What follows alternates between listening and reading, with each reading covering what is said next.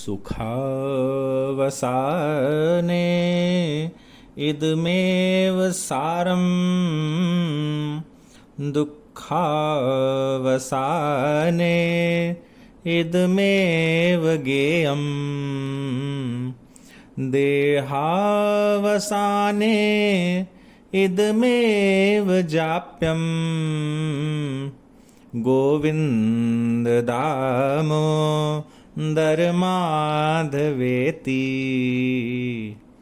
सुख के समय भगवान का कौन सा नाम सार है? दुख के समय भगवान का कौन सा नाम गाना चाहिए? मृत्यु के समय भगवान का कौन सा नाम जपना चाहिए? वह नाम है गोविंद, दामोदर और माधव। यही नाम, जो यही तीन नाम हैं, यही संसार के सार हैं। इन्हें ही जपना चाहिए, इन्हें ही स्मरण करना चाहिए। प्रथम निर्णय ज्योतिष एवं शोध संस्थान का मैं सदस्य डॉक्टर अनुमेय द्विज आपका आज के इस वीडियो में हार्दिक स्वागत करता हूँ। एकादशी व्रत, काफ़ी नाम इसका सुना होगा सभी ने अपने जीवन में कभी ना कभी।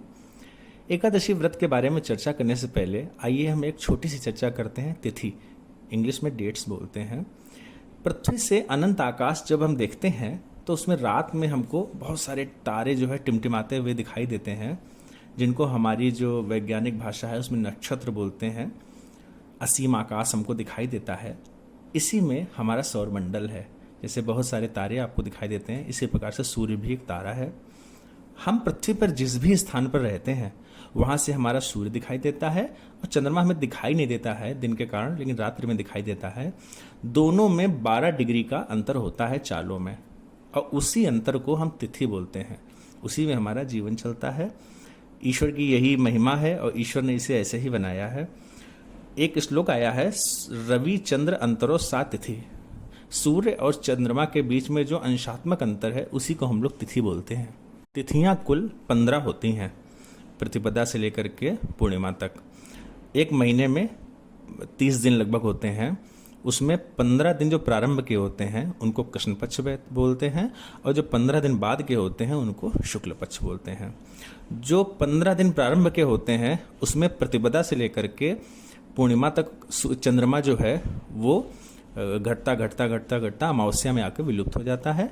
पुनः प्रतिपदा से बढ़ता हुआ वह पूर्णिमा तक जाकर के पूर्ण हो जाता है। यही चंद्रमा की जो है अंशात्मक विधियां हैं, चंद्रमा का घटना और बढ़ना। इसी के कारण धरती पर ज्वार भाटे आते हैं। इसी के कारण जो महिलाएं हैं उनका जो भी समय है वो निर्धारित होता है। आगे हम इस पर चर्चा करेंगे कभी। 2 बिंदु और जोड़ना चाहेंगे यहाँ पर। पहला बिंदु ये है, एकादशी का इतना महत्व क्यों है? सारी विधियां हैं, सारी प्रतिपदा है, द्वितीया है, तृतीया है, चतुर्थी है, पूर्णिमा तक सारे दिन होते हैं, पर एकादशी का इसमें ऐसा क्या है जो उसको इतना महत्व दिया गया है? एकादशी दोनों पक्षों में एक ऐसी तिथि है जब चंद्रमा बलि होता है अथवा क्षीण होता है, उसकी ओर अग्रसर होता है। हाल ही में 2016 में जापानी वैज्ञानिक डॉक्टर योशिनोरी ओसुमी ने एक शोध प्रस्तुत किया था। उसका नाम था ऑटोफैजी, जिसके लिए उनको नोबेल पुरस्कार से सम्मानित किया गया था। ऑटोफैजी का अर्थ है स्वयं को खाना। जब हम निराहार रहते हैं तो हमारा शरीर स्वयं की ही खराब कोशिकाओं को खाने लगता है। जो हमारी अच्छी कोशिकाएं होती हैं वो खराब कोशिकाओं को खाने लगती हैं, जिससे कैंसर की संभावना काफ़ी कम हो जाती है। कैंसर पर फिर कभी चर्चा करेंगे। कैंसर में जो कोशिकाएं हैं वो अनियमित रूप से बढ़ जाती हैं। जब किसी का गुरु ग्रह खराब होता है तो उसको कैंसर होने की संभावना काफ़ी ज़्यादा रहती है। हमारे पूर्वजों ने इसी लिए एकादशी व्रत का विधान किया था। वास्तव में यह एक व्रत नहीं है, यह मात्र शरीर को एक आराम देने की विधि है। आइए अब बात करते हैं एकादशी व्रत कब करें। वर्ष में कुल 24 एकादशी होती हैं। यदि लीप ईयर है तो उसमें 26 एकादशी होती है, 2 एकादशी बढ़ जाती हैं। स्पष्ट है महीने में मात्र 2 एकादशी होंगी, उन दोनों एकादशी को व्रत रहना चाहिए। आइए अब बात करते हैं एकादशी का व्रत निर्धारण। इसमें बड़ी समस्या आती है लोगों को कि एकादशी का व्रत कब रहे। कई बार मेरे पास भी फ़ोन आते हैं, एकादशी आज है कि कल है। आइए हम आपको एक छोटा सा सूत्र बताते हैं, उससे आपको सदैव आराम रहेगी कैसे एकादशी व्रत निर्धारित करें। आप टेबल में देख रहे होंगे दशमी, एकादशी, द्वादशी। दशमी तिथि जो है वो यमराज की होती है, और एकादशी मन की होती है, हमारे मन को नियंत्रित करने की ये एक विधि है। और द्वादशी जो है वो हमारे मोक्ष की होती है। दशमी तिथि यमराज की होती है, सीधी सी बात है। यमराज का जो है व्रत निषिद्ध है हमारे शास्त्रों में। एकादशी का व्रत ही रहना चाहिए। सन्यासी जो है वो दशमी विद्या एकादशी रह सकते हैं, उनको अलाउ है।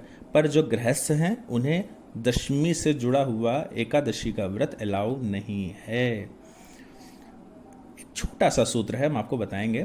अगर सूर्योदय से 96 मिनट पहले तक एकादशी लग गई है तभी पूरे दिन एकादशी मानी जाएगी, वरना अगले दिन ही मनाई जाएगी। आप दशमी से जुड़ी हुई एकादशी नहीं कर सकते, दशमी व्रत का निषेध है। दशमी विद्या एकादशी पूर्ण रूप से वर्जित है। द्वादशी विद्या एकादशी जो है वो आयु और सुख को बढ़ाने वाली है। यदि एकादशी में एक भी अंश दशमी का है तो वह पूर्ण रूप से त्याज्य है। आप पंचांगों में देख सकते हैं। अब आप स्वयं निर्धारित कर सकते हैं। यदि सूर्योदय आपके यहाँ, मान लीजिए मैं कानपुर में रह रहा हूँ, कानपुर में सूर्योदय 5:35 पर होता है, तो 5:35 से 96 मिनट पहले तक यदि एकादशी है तो ही पूरे दिन एकादशी मनाई जाएगी। यहाँ उदया तिथि का सिद्धांत नहीं चलता है, इस बात को ध्यान रखेंगे। एकादशी निर्धारण में सूर्योदय से 96 मिनट पहले तक एकादशी का लगना अनिवार्य है। एकादशी व्रत कैसे करें, आइए इस पर चर्चा करते हैं।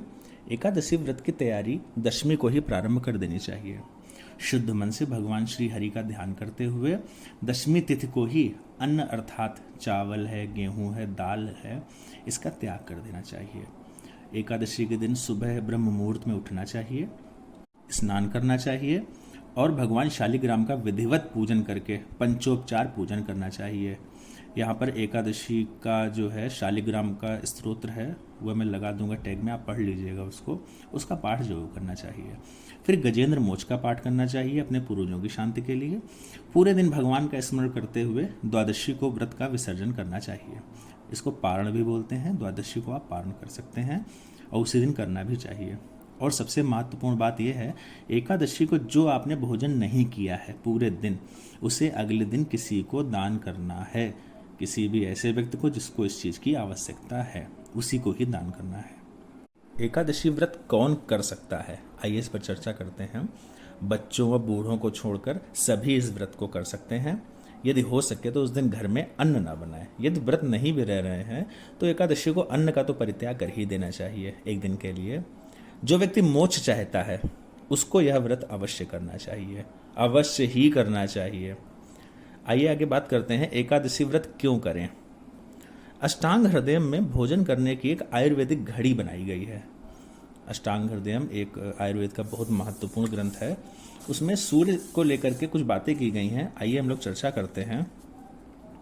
आयुर्वेद में ये माना जाता है कि सूर्य के उदय होने पर हमारे पेट की जो जठराग्नि है वो प्रज्वलित हो जाती है और सूर्य के अस्त होते ही वो जठराग्नि शांत हो जाती है। फिर चंद्रमा का उदय होता है, अर्थात सूर्योदय से सूर्यास्त तक सूर्य प्रधान भोजन अन्न आदि व चंद्रोदय से चंद्रास्त तक चंद्र प्रधान भोजन जैसे पेय है, दूध है, पानी है, इनका सेवन करना चाहिए। स्वस्थ रहने के लिए सूर्य घड़ी का पालन करना चाहिए। हमें 8 घंटे भोजन व 16 घंटे उपवास रखना चाहिए। हम 8 घंटे जो दिन के हैं उन्हीं में भोजन कर सकते हैं और जो बाकी के 16 घंटे हैं उसमें प्रयास करके उपवास करना चाहिए। रात्रि में भोजन तो कदापि नहीं करना चाहिए, यह आयु को घटाने वाला व रोग को बढ़ाने का कार्य करता है। आप यह रूटीन अपनाकर देखें, आपको स्वयं लाभ दिखाई देगा, आप स्वस्थ हो जाएंगे और आप स्वस्थ रहें, यही हमारी कामना है। एकादशी महात्म्य। एकादशी व्रत करने से आयु वृद्धि, रोगों का दमन, आरोग्य, प्रसन्नता व सात्विक गुणों की वृद्धि होती है। विचार भी हमारे शुद्ध होते हैं। हमारे वीडियो पर कुछ ज्योतिषी भी आते रहते हैं, तो हम उनके लिए कुछ यहाँ पर चर्चा कर रहे हैं। एकादशी व्रत के ज्योतिषी कारण कौन कौन से हैं, आइए चर्चा करते हैं। जो सामान्य लोग हैं, ज्योतिष का उतना ज्ञान नहीं है, वो ये पार्ट स्किप कर सकते हैं, बाकी देखना चाहें तो देखें। जिसको जीवन में जो भी चाहिए वो एकादश भाव देता है। जो 11वां भाव हमारी कुंडली में होता है वो आप जो चाहते हैं अपने जीवन में वह देता है। एकादश भाव जो है वो सीधे पंचम भाव को देखता है 7वीं दृष्टि से। 5वें जो भाव है उसका स्वामी सूर्य है सूर्य को जल प्रिय होता है, अर्थात एकादशी के दिन पेट में सूर्य को जल देना चाहिए, अर्घ्य देना चाहिए, जल पी करके ही इस व्रत का निर्वहन करना चाहिए। यहाँ पर यही मतलब है कि हमको प्रयास ये करना चाहिए कि हम जल पी करके ही व्रत रहें। अभी निर्जला एकादशी आने वाली है, अगर कर सकते हैं, स्वस्थ हैं तो कीजिए। जल से पेट की अग्नि शांत होती है, वह सूर्य प्रसन्न होते हैं। आचार्य शंकर कहते हैं, पुनरपि जननम पुनरपि मरणम पुनरपि जननी जठरे शयनम इह संसारे बहु दुस्तारे कृपया पारय पाहि मुरारे। पुनरपि जन्म, इस संसार में पुनः जन्म लेना, पुनरपि मरणम, पुनः मरना, पुनः माता के गर्भ में सोना, यह संसार बहुत दुस्तर है। यहाँ हमेशा जन्म मरण चलता रहता है, इसी चक्र में आप फंसे रहते हैं। ये संसार है बहुत दुस्तारे कृपया पारे पाहि मुरारे, हे मुरारी भगवान हमको इस संसार से पार लगाइए। एकादशी व्रत का उद्देश्य ही यही है, ज्योतिषी उद्देश्य। तो आज एकादशी व्रत पर हम लोगों ने चर्चा